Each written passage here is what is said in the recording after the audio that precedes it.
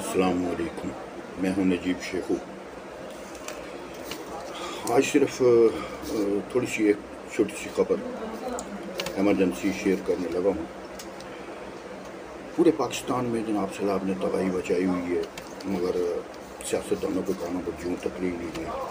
पहले बलूचिस्तान डूबा, सैकड़ों लोग बेघर हो गए। उसके बाद खैबर पख्तूनख्वा डूबा, सैकड़ों लोग बेघर हो गए। उसके बाद सिंध कराची डूबा, अब भी डूब रहा है, सैकड़ों लोग बेघर हो गए। तो अब आप देखिए कि पंजाब डूब रहा है, डेरा गाजी खान डूब रहा है, डेरा इस्माइल खान डूब रहा है, राजनपुर डूब रहा है।